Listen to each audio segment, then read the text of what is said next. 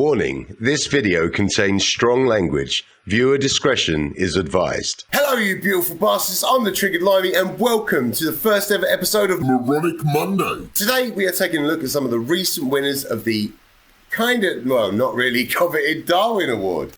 I would first like to point out that all of these deaths, however senseless and completely avoidable, are still tragic. You know, it's always sad when someone dies. Still, it doesn't stop these people from just being idiots, and the gene pool surely won't miss them, will it? So yeah, let's start this shit. First story comes from February 8th of 2020. Bradley Streeter, 20, was visiting the Cave Garden sinkhole in Mount Gambier, South Australia. This area is one of the focal points of the Limestone Coast and is a huge tourist attraction. Bradley was on a viewing platform there when he allegedly attempted to do a handstand on the railing over the sinkhole. I shouldn't laugh, it is tragic, but what a idiot. He then lost his balance, plunged 98 feet into the sinkhole. It took over 3 hours after emergency personnel arrived to retrieve his body. It is believed he died on impact. The amount of deaths that have resulted from someone trying to do just some sort of stupid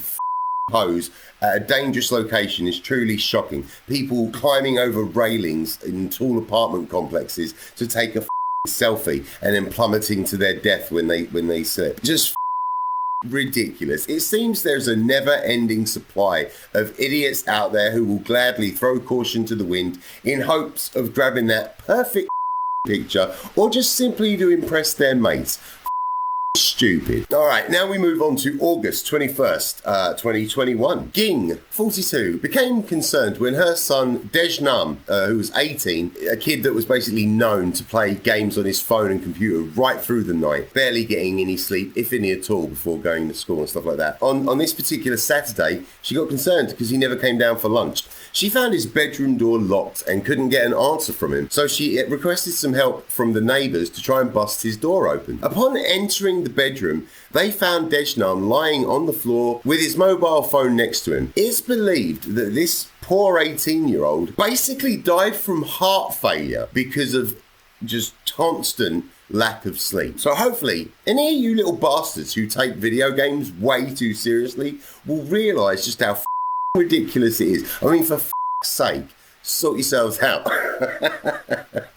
Oh my god. All right.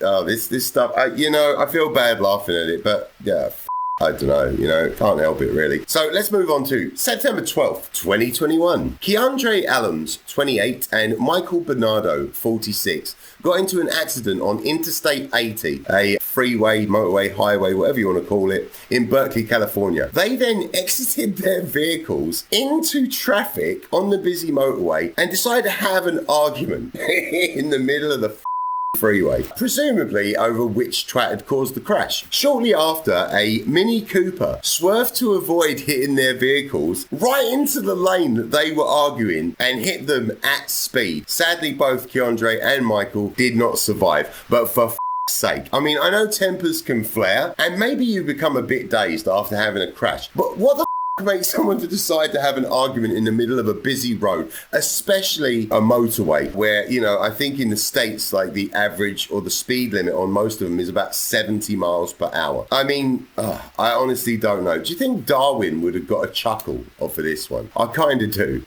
Moving on. Let's go backwards a month to August of 2021. I kind of talked about this one a little in the live stream the other night, but Salman Mirza, I hope I'm saying the name properly, 25, and his fiancée, both of whom were apparently drug addicts, had gone to a hotel in Jahapura, probably for a little romance. Their idea of romance, however, it was mixing whitener with an epoxy adhesive and huffing it for a buzz. After getting high, they decided to have sex. However, Salman did not have any condoms and didn't want to get his fiancée pregnant. The logical choice, at least in their eyes, was for Salman to epoxy his knob shut. He was found unconscious in some bushes the next day, rushed to Solar Seville Hospital, where his condition quickly deteriorated and he died from multiple organ failure. I'm almost speechless. Almost. As heartless as it may sound, I think Salman kind of had the right idea. There is no way this world wanted that mother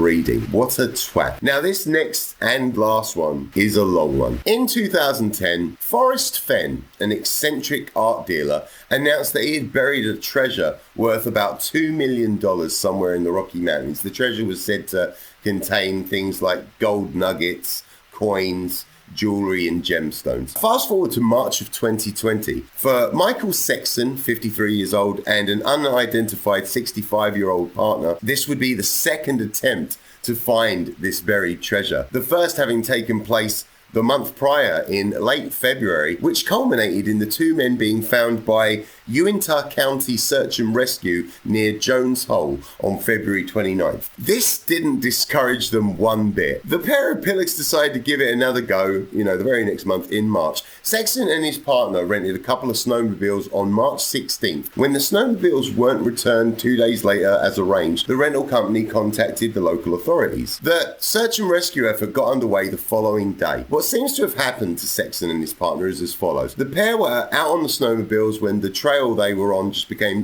devoid of snow, just turned into a dirt track. They carried on for a further 4 miles along the dirt trail and then abandoned the snowmobiles to continue on foot. It does seem that the men, when they had set out, only set out with like 2 candy bars and 4 12-ounce bottles of water. This didn't last very long. When they became stranded, they even, they were trying to melt snow for water, which just didn't work. They ate the snow, but it made them feel too cold, especially as the two pricks had set out with no camping gear or winter gear. They were unable to get their lighters to work to make a fire, their matches were soaked, and so there's no way to stay warm besides trying to huddle together for warmth. The unnamed partner states that he probably drank about a gallon of his own urine over the course of 3 days, allegedly, Dave. Sexton, however, apparently refused to do this. They spent 4 days huddling together again, as I said, for warmth. At one point, Sexton climbed to the top of one of the peaks to try and get a cell phone signal, but was unable to. I think it was at this time or